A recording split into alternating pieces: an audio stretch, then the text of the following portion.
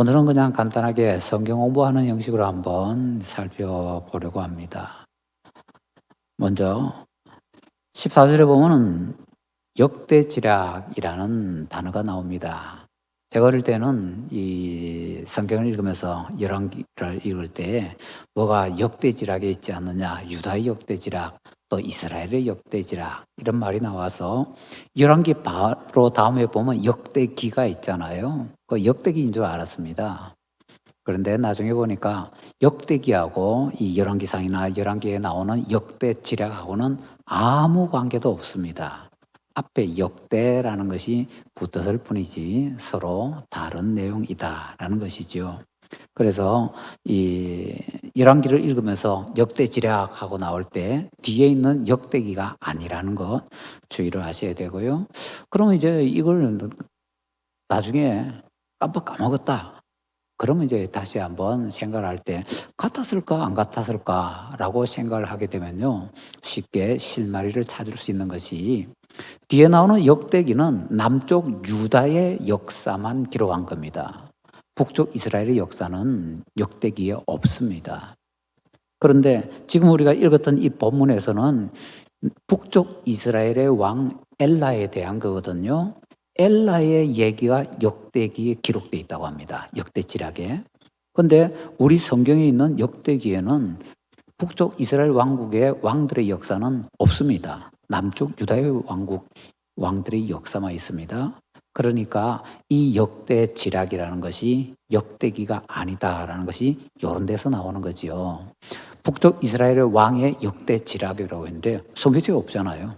그러니까 역대기하고 이 역대지략하고는 서로 다른 것이다 라고 구분을 할 수 있다라는 것이죠.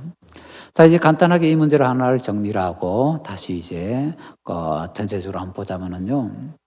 여호와의 말씀같이 되었다라고 합니다. 어떤 말씀이요?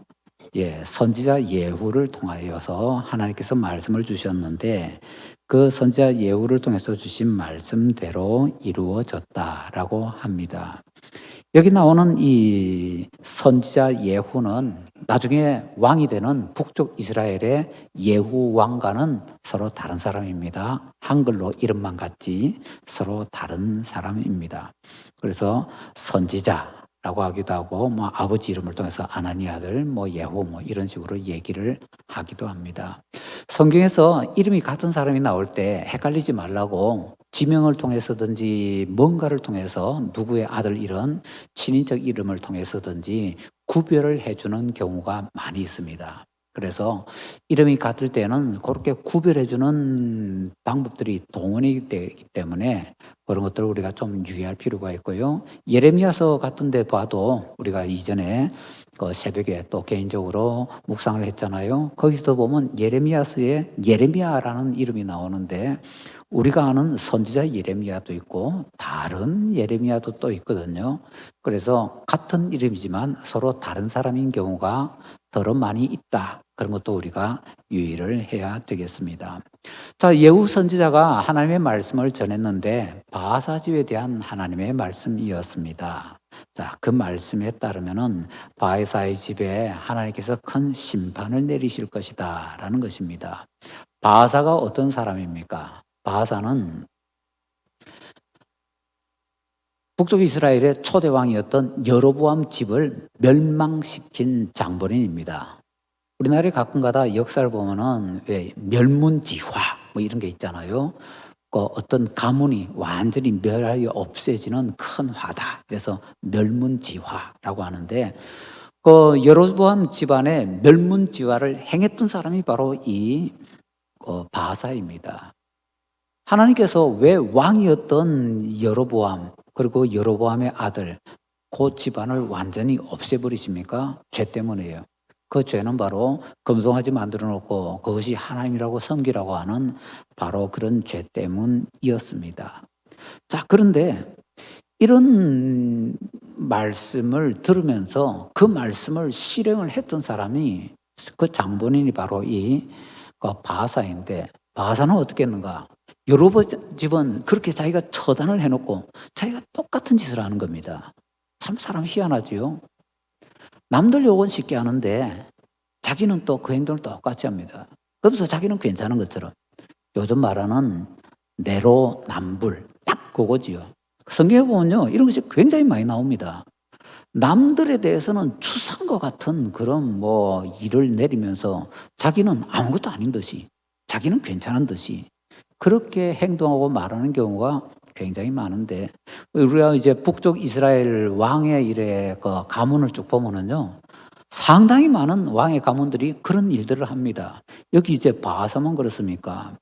그다음에 이제 바하사 가문을 또 없애는데 시므리가 쓰임 받고, 그다음에 오므리 가문이 생기고, 오므리 가문을 또 없애는데 예후가 생기고, 예후 가문이 또 없어지고, 북쪽 이스라엘은요 뻑하면 반란이 일어나고, 반란을 통해서 왕이 처단되고 그 가문이 없어지고 새로운 왕조가 들어서고, 이런 것이 반복을 하게 됩니다.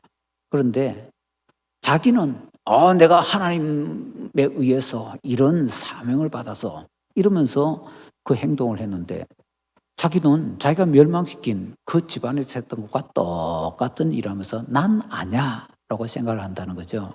그래서 우리가 신앙생활 할 때 가장 조심해야 되는 것이 내로남불인 것 같습니다. 지난번에도 한번 말씀을 드린 것 같습니다. 우리 신앙인들이 빠지기 쉬운 가장 큰 죄 중에 죄는 뭔가 하면요, 내가 안 짓는다 싶은 죄에 대해서는 아주 엄격한 잣대를 갖다 댑니다. 내가 안 짓는 죄. 그러니까 기독교인들이 제일 편하게 하는 그런 죄들에 뭐가 있을까요? 낙태, 동성애. 나는 죽었다가 다시 깨어나도 안 할 것 같거든요. 그런 것에 대해서는 핏대를 세우면서 반대하고, 목이 터져라, 심지어는 목숨을 걸고서 반대를 합니다. 그런데 신약 성경에서 가장 많이 죄라고 지적하는 것이 뭔가 하면 말의 죄거든요. 에베소서 같은 데에서 죄를 굉장히 많이 지적하면서 조심하라고 합니다. 그 내용들을 다 정리해서 보면 지금 제 기억으로는요, 에베소에서 나오는 죄목들 가운데 4분의 1 정도가 말에 대한 죄입니다. 예수쟁이들이 짓는 죄 가운데 가장 큰 것은요, 말의 죄입니다. 예수 믿는 사람들에게 가장 성경에서 엄격하게 추상과 같이 하지 말라고 하는 죄는 말의 죄입니다. 근데 우리 기독교인들이 그렇게 생각합니까? 얼마나 쉽게, 얼마나 편하게 그런 죄를 짓고 있는지요. 그래서 우리는 이런 면에 대해서 정말 조심해야 되겠다라는 생각이 듭니다. 자, 우리가 짓는 죄에 대해서는 그냥 이러면서 쉽게 넘어갑니다. 남이 짓는 죄에 대해서는 그냥 정말 엄격한 잣대를 갖다 들이댑니다. 이렇게 말한다고 해서 제가 동성애를 옹호한다든지 또 낙태를 옹호한다든지 그거 아니잖아요. 그 큰 죄들입니다. 그런데 제발 우리가 내가 안 짓는 죄라고 엄격하게 하고, 내가 짓는 죄는 마치 없는 것처럼 하고, 그런 건 하지 말자는 거죠. 그냥 성경이 가르쳐준 대로 동성애도 엄격한 그런 잣대를 들이대서 큰 죄고, 말 잘못하는 거 이것도요 신약 성경에 따르면 어마어마하게 큰 죄거든요. 그래서 이것도 조심해야 되고 그렇게 해야 된다라는 것을 우리가 잘 생각을 해보도록 하십시다. 자, 바사의 집이 이제 하나님의 말씀하신 그대로 되는데, 이걸 다시 적용하면 바사 자신이 여로보암 집에 대해서 하나님께서 말씀하신 그대로 이루었습니다. 바사 집에도 하나님께서 말씀하신 그대로 이루어집니다. 이것이 계속해서 역사 속에서 반복이 되어가고 있습니다. 그래서 저는 이런 내용을 쭉 보면서 하나님께서 말씀하시면 반드시 이루어지는구나 라고 느끼면서, 하나님의 말씀이 마치 위치 추적기가 달린 미사일 같은 것이 아닐까라고 한번 생각을 해보았습니다. 미사일 가운데 이 표적이 움직여도 그 계속해서 움직이는 표적을 쫓아가서 명중하는 그런 미사일이 있죠. 요즘 현대 초첨단 미사일이 얼마나 많습니까? 하나님의 말씀은 그와 같아서 아무리 우리가 움직이고 빠지고 난 아냐 별짓을 다 해도 하나님의 말씀은 실수하지 않습니다. 정확하게 와서 정확하게 그 목표를 실행을 하게 됩니다. 그래서 하나님의 말씀은 위치 추적기 달린 미사일보다 더 위험하고 더 무서운 것이다 라는 것을 우리가 꼭 기억을 해야 되겠습니다. 자, 이제 하나님의 말씀을 이렇게 우리가 살펴볼 때에 여기 말씀해 보니까 이제 바사가 큰 죄를 지었습니다. 근데 엘라는 얼마 통치도 안 했잖아요. 달랑 2년? 그런데 엘라는 2년 같으면 큰 죄를 지을 시간도 없었을 것 같은데요. 바사 때문에 그 가문이 멸망하는데 혹시 엘라는 죄가 없는데도 아버지 때문에 이렇게 혹시 멸망하는 것 아니냐라는 생각이 들 수도 있습니다. 자, 그리고 이런 것이 우리가 전도할 때 가끔가다 부딪히는 어떤 것과도 연관이 되기 때문에 성경 말씀 한번 우리 찾아보겠습니다. 로마서 3장 23절 한번 찾아보십니다. 로마서 3장 23절 말씀. 이 말씀을 우리가 잘 이해를 해야 되겠는데요. 우리가 익숙하게 잘 아는 말씀인데 또 이 말씀에 대해서 우리가 제대로 이해를 못할 때가 많이 있습니다. 자, 로마서 3장 23절 우리 같이 읽겠습니다. 모든 사람이 죄를 범하였음에 하나님의 영광에 이르지 못하더니. 아멘. 하나님의 영광에 이르지 못하는 사람은 모든 사람입니다. 그런데 그 모든 사람이 조상의 죄 때문에 하나님의 영광에 이르지 못하는 것이 아니고 자기 죄 때문에. 모든 사람이 죄를 범하였음에 모든 사람이 죄를 지었기 때문에 자기 죄 때문에 지옥 가는 겁니다. 자기 죄 때문에 심판받는 겁니다. 자기 죄 때문에 잘못되는 겁니다.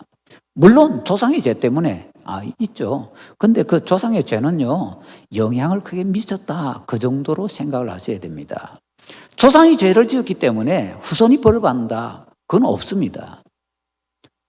예레미야서나 에스겔서를 보면 계속해서 강조합니다. 아버지가 신포도를 먹었다고 해서 아들의 이가 시다고 말하지 말라라고 하십니다. 아버지가 신포도 먹었으면 아버지 이가 신 거지요. 아들이 이가 실릴 이유가 없는 것이지요. 그런데 우리는 말씀을 잘못 이해해서 특히 십계명에 어떤 사람이 죄를 지었을 때 그 죄가 3, 4대까지 하나님께서 벌 주신다는 그 말씀 오해를 해가지고 그대로 자동적으로 아니라는 겁니다. 자, 엘라도 어떻게 죽었는가? 우리 본문에서 다시 한번 확인을 하도록 하십시다. 엘라가 왜 어떻게 죽었는가? 자, 16장 7절 한번 보십시다. 16장 7절을 보면 이런 말씀이 있네요. 여호와의 말씀이 하나님의 아들 선지자 예후에게도 임하사 바사와 그의 집을 꾸짖으시면 그가 여로보암의 집과 같이 여호와 보시기에 모든 악을 행하며 그의 손의 행위로 여호와를 노엽게 하였음이며 또 그의 집을 쳤음이라. 이렇게 범죄를 했네요. 자, 그런데 이 죄가 단순하게 바사만의 죄냐? 그건 아니고 그 다음에 보면은 바사의 죄 그리고 13절 보세요. 이는 바사의 모든 죄와 그의 아들 엘라의 죄 때문이라. 엘라가 심판받고 죽는 것은요 아버지 죄 때문이 아닙니다. 엘라 자신의 죄 때문입니다. 다시요. 로마서 3장 23절 말씀 모든 사람이 죄를 범하였습니다. 그러니까 사람은요 지옥 가는 것이 원죄 때문에 지옥 가는 거 아닙니다. 자기 죄 때문에. 자기가 지은 죄는 자범죄라고 하죠. 자범죄 안 낸 사람이 단 한 사람도 없거든요. 자기 죄 때문에 지옥 가는 겁니다. 그래서 원죄 때문에 지옥 간다고 애달바하고 그 다음에 원한을 가지고 그럴 필요 전혀 없습니다. 사람이 짓는 죄는 행동도 있지만 말도 있고 마음의 생각도 있잖아요. 어떤 형식으로든지 죄 하나만 지어도 그 죄는 지옥으로 끌어가기에 충분하게 능력이 있거든요.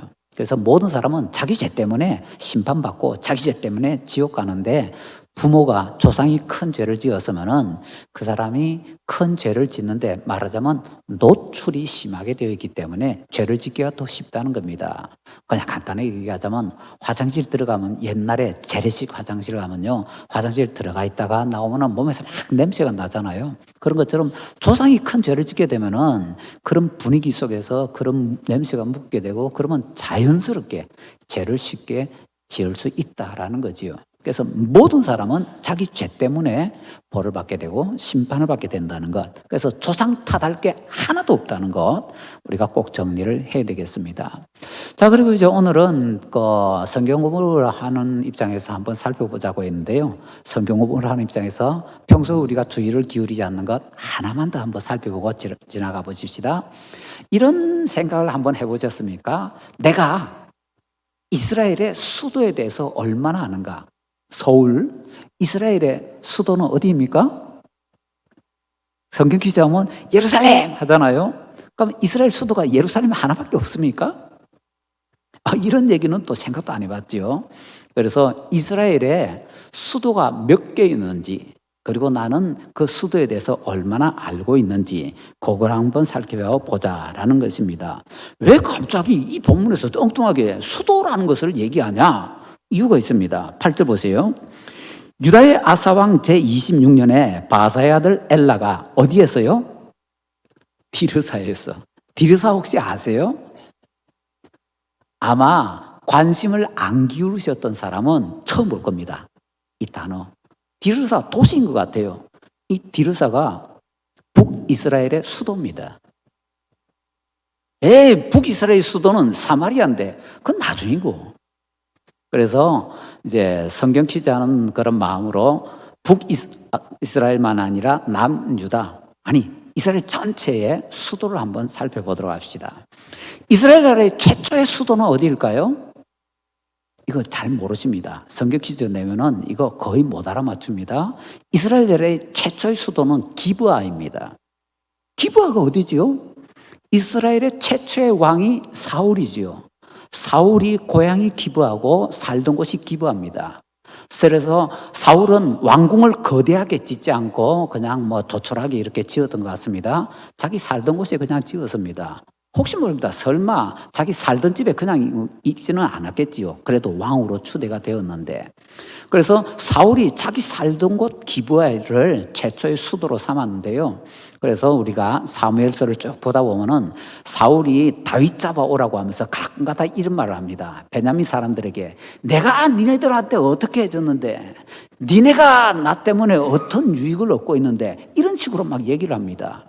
그게 뭔가 하면요, 사울이 베냐민 사람이고 베냐민 지파 사람이고 그 베냐민 지파 중에서도 기브아 사람인데, 그래서 왕이 되었을 때 신하들을 등용할 것 아닙니까? 사울 왕이 등용했던 신하들은 대부분 다 베냐민 사람입니다.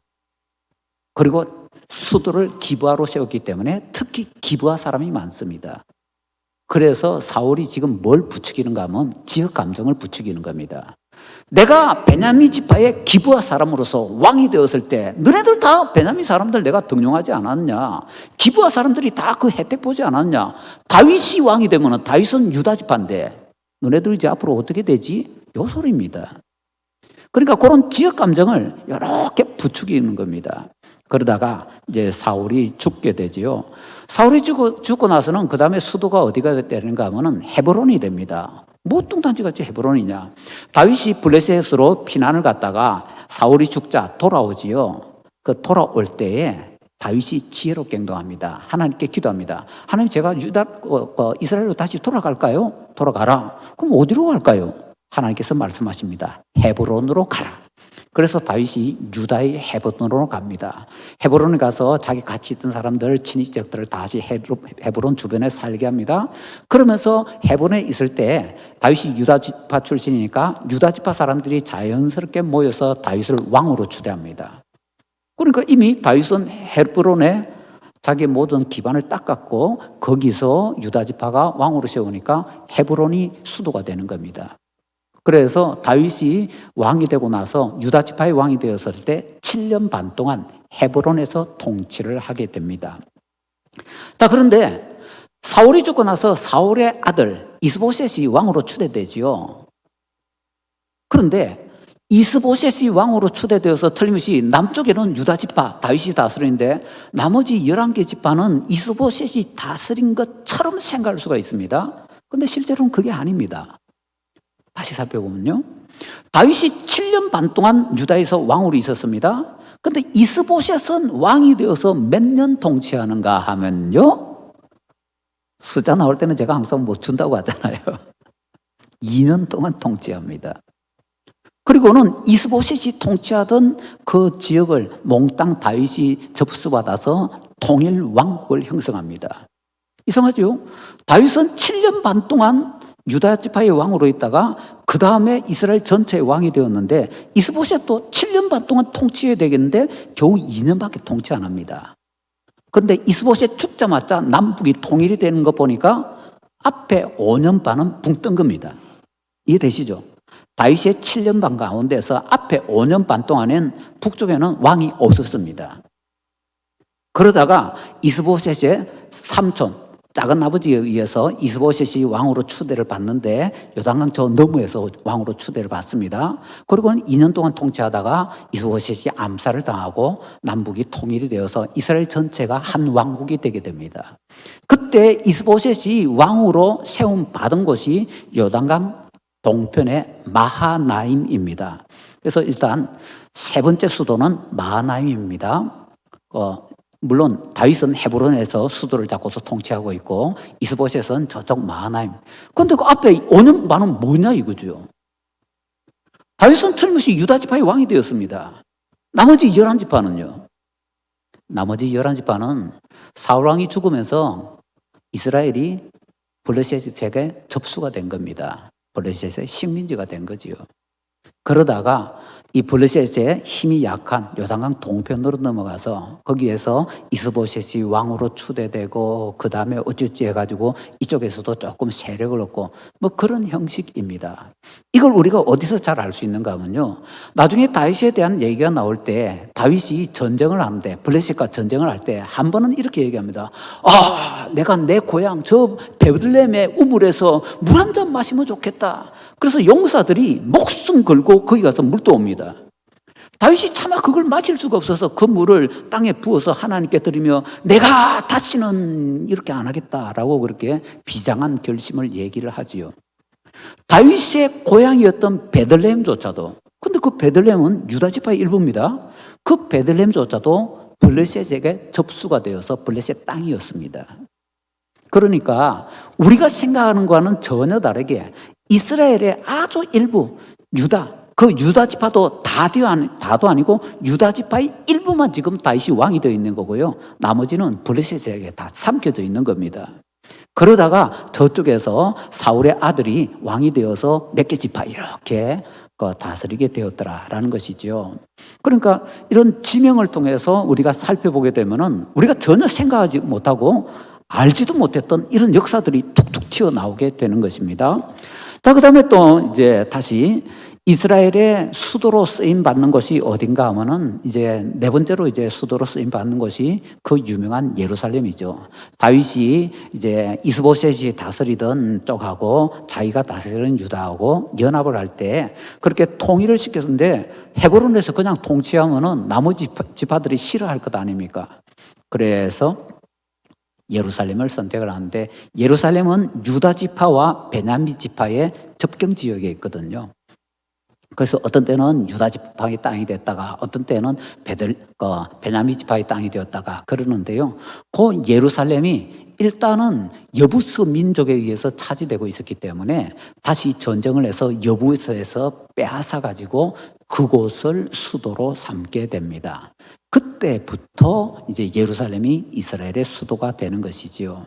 자, 그런데 다윗의 아들 솔로몬이 통치하다가 잘못했잖아요. 그 다음에 르호보암이 뭐 괜히 어깨 힘주고 뭐 이러다가 여로보암이 나라를 갈라나가지요. 나라 갈라나갔을 때 북이스라엘이 세워지면서 북이스라엘의 최초의 수도가 우리가 보았던 여기 디르사입니다. 그러니까 디르사 하면은 모르면 안 됩니다. 북이스라엘의 최초의 수도이기 때문에 다른 데는 몰라도 이 디르사 정도는 알아야 되지요. 여로보암이 수도로 세웠던 곳이 디르사에서, 그래서 여로보암의 아내가 뭐 변장을 하고 뭐 선지자 찾아갔다가 다시 어디로 돌아가는가 하면 디르사로 돌아간다 이런 표현들이 나오거든요. 왜 그 표현이 나오는가? 거기가 수도였기 때문에. 자, 그 다음에 또 이제 디르사다 하면은 어떻게 되는가 하면요. 우리 본문에 나오는 엘라를 이제 시므리가 반란을 일으켜서 죽입니다. 그리고는 반란을 일으켜서 자기가 왕이 됐으니까 어디서 다스릴 겁니까? 디르사에서 다스릴 것 아닙니까? 그런데 이 시므리가 왕이 되고 나서 백성들이 오므리를 왕으로 추대합니다. 결국에는 시므리는 딱 7일 통치하고 막을 내립니다. 그런데 이 시므리가 통치에 막을 내릴 때 오므리가 막 공격하고 이러니까 마지막에 안 되겠다 싶으니까 전쟁의 마지막에는 수도가 포위되잖아요. 디르사가 포위되고 더 이상 안 되겠다 싶으니까 그 디르사에서 왕궁에 불을 지르고 자살해 버립니다. 시므리가요. 그래서 오므리가 나라는 접수했는데 왕궁이 불탔잖아요.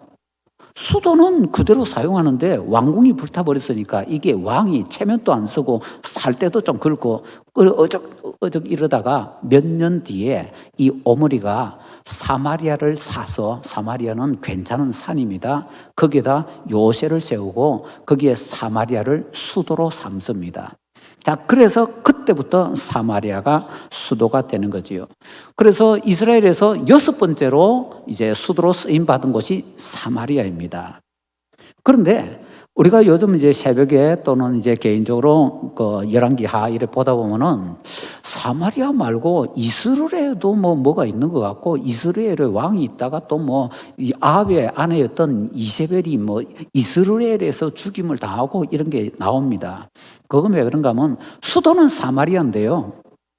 그런데 이쪽 지방에는 어떤 풍습이 있는가 하면 왕들이 자기의 왕궁을 여름에 좀 더울 때는 좀 서늘한 곳에 가서 있고 또 겨울에 추울 때는 따뜻한 곳에 있고 그래서 왕궁을 몇 곳에 둡니다. 그럼 이스라엘은 어딘가 하면요. 바로 사마리아로부터 조금 가만히 저도 이거 좀 봐야 되겠네요. 사마리아하고 이스라엘이 거리가 같은 것처럼 보이지만은 약간은 떨어져 있고요. 그 다음에 이제 그 거리가 어느 정도인가 하면 이렇게 지도상에서 보니까 예루살렘에서 4해 정도의 거리가 이스라엘에서 사마리아 거리보다 훨씬 더 가깝더라고요. 그러니까 이스라엘과 사마리아는 상당히 먼 거리에 있습니다. 그래야 여름 궁이니 겨울 궁이 하는 게 의미가 있을 것 아닙니까? 자, 이스라엘은 사마리아보다 훨씬 북쪽에 있습니다. 그래서 사마리아가 공식 수도이고 이스라엘은 왕궁 따로 제2왕궁을 지어놓은 곳이기 때문에 수도는 아니지만은 왕이 자주 사는 어떻게 보면요 사마리아는 산에 있는 요새이기 때문에 좀 불편하잖아요. 그래서 아합이나 이런 왕들이 이스라엘에 자주 있게 됩니다. 그래서 이스라엘 하면은 평원이 되기도 하고요. 그 다음에 어떤 때는 평원에 있는 도시 중에서 이스라엘이라는 도시가 되기도 하는데 거기에 중요한 왕궁이 세워져 있고 거기에서 무슨 일이 일어나는가 하면 아합 때 아합이 누구 포도원 뺐잖아요. 나봇의 포도원 뺐죠. 그게 어딘가 하면 이스라엘에 새로 세웠던 그 왕궁 근처에 나봇의 포도원이 있는데 아마 경치 좀 가렸던 것 같습니다. 그래서 아합이 조금만 없으면은 내가 이렇게 잘할 수 있는데 저게 근데 이스라엘에서는 그 토지 같은 거 함부로 남에게 못 팔잖아요. 그래서 아합이 내가 비싸게 사줄게 나한테 팔라 이러는데 나봇은 안 준다 그러지요. 그랬더니 이세벨이 굉장히 요상한 작전을 벌여가지고 그걸 빼앗고 나봇을 죽여버리는데 그 사건 일어났던 곳이 바로 이스라엘에 있는 왕궁에서 일어나게 된 일이다라는 것입니다. 자, 이 정도로 정리를 해보니까 이스라엘 나라 전체에서 수도로 사용된 곳이 7개입니다. 하나만 더 할게요. 신약 시대로 넘어오면은 신약 성경 읽을 때 이스라엘의 수도가 예루살렘인 것처럼 보이죠. 예루살렘 수도가 아닙니다. 신약 성경에서 신약 성경 시대에 이스라엘 쪽에 수도로 쓰임 받는 도시는요 가이사랴입니다. 바울 사도가 나중에 감옥에 갇히는 곳이 가이사랴죠. 왜냐하면은 가이사랴에 총독의 집무실이 있고 집이 있기 때문입니다. 총독은요 왕과 같은 위치입니다. 총독이 그러면 서울 놔두고 다른 데 있지 않잖아요. 그래서 그 로마가 이스라엘 쪽을 식민지로 하고 있을 때 유대와 사마리아 지역에 총독을 세웠는데 그 총독은 가이사랴에 있었고요. 그 당시에 수도는 가이사랴였습니다. 예루살렘은요 종교 중심지. 그러니까 미국의 수도는 뉴욕이 아니잖아요. 워싱턴 DC잖아요. 그런데 경제 중심지가 뉴욕이죠. 그런 것처럼 예수님 당시에 이스라엘의 수도처럼 사용되는 곳은 가이사랴였고 예루살렘은 그냥 전통적인 종교 중심지의 역할을 하게 되더라라는 것입니다. 자, 이런 생각을 가지고서 구약 성경을 읽어보다 보면요, 어떤 것이 막 튀어나오는가 하면 지역 감정 막 부추기는 거. 아까 이제 사울 말씀드렸죠. 사울이 막 지역 감정 부추기고 하는 그런 얘기들, 그런 것들이 이제 툭툭툭툭 튀어나올 때마다 이게 그 소리구나, 그 소리구나. 왕들이 뭐 군사를 이끌고서 어디서 와서 어디로 갔다 그러는데 그게 어디야 보면은 뭐 나오고. 그래서 예를 들어서 디르사 지방이 수도 뺏겼잖아요. 디르사에서 사마리아로 옮겨가니까. 그러면은 디르사는 나중에 어떻게 될까요?